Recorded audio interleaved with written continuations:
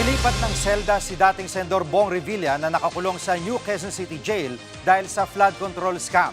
Live mula sa Quezon City, nangunguna sa balita si Gio Robles. Gio, saan nilipat ang dating senador at bakit? Jiggy, inilipat na nga sa regular na selda kasama ang ibang preso dito sa New Quezon City Jail. Si Revilla, kinumpirma yan sa atin mismo ng kanyang asawa na si Cavite 2nd District Representative Lani Mercado. Sakto alas 5 ngayong hapon o oras sa cut-off ng dalaw dito sa New Quezon City Jail nang lumabas si Mercado. Ipinagdadasal daw ngayon ng pamilya ang kaligtasan ni Revilla. Ayon kay Mercado, nakakatulog at nakakakain naman daw si Revilla. Hindi pa malinaw sa ngayon kung sino ang mga kasama ng dating senador sa kanyang selda. Wala pang nailalabas na pahayag ukol dyan ang BJMP o Bureau of Jail Management and Penology. Habang sumasailalim sa medical quarantine, nauna nang sinabi ng BJMP na may apela sa 4 na mga kapwa-akusado ni Revilla. Ito yung mga dating DPWH engineers mula Bulacan, gaya ni Bryce Hernandez at JP Mendoza. Apela nila na wag silang isama sa parehong selda kasama ni Revilla dahil na nga rin sa nature ng kaso ng kanilang kinakaharap o sa lengguwahe pa ng mga millennials at ng mga Gen Z, siguro awkward para sa kanila na magkakasama sila sa iisang selda. Nahaharap sa kasong graft at malversation sina Revilla kaugnay sa umano'y multong proyekto kontrabaha sa Pandi, Bulacan. Dumalaw din kanina kay Revilla ang kanyang kapatid na si dating Antipolo Mayor Andeng Inares.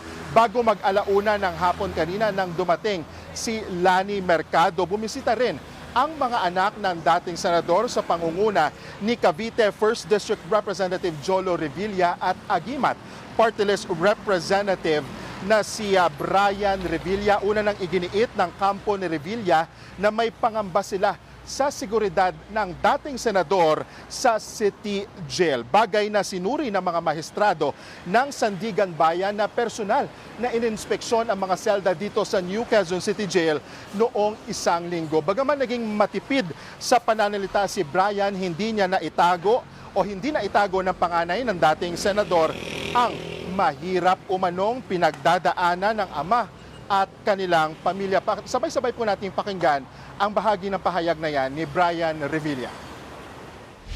He's coping and so mahirap lang din po sa amin and it's hard for me to also express how I really feel because it's a hard position to be in right now.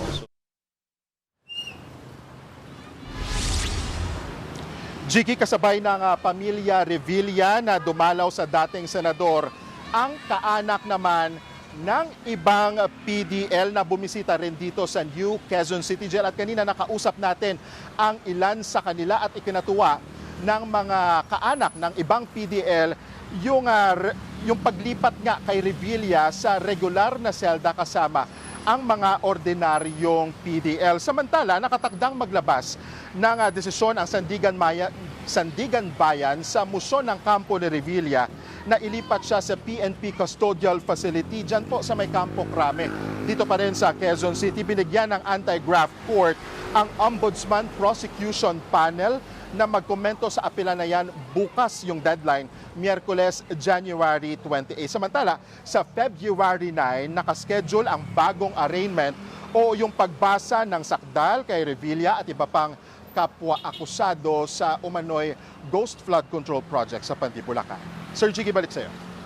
Yan ang ulat ni Gio Robles live mula sa Quezon City. Mga kapatid, Jiggy Manikad po, pagdating sa mahalagang balita sa loob at labas ng bansa, dapat una sa lahat, mag-follow at mag-subscribe na sa social media pages ng News 5.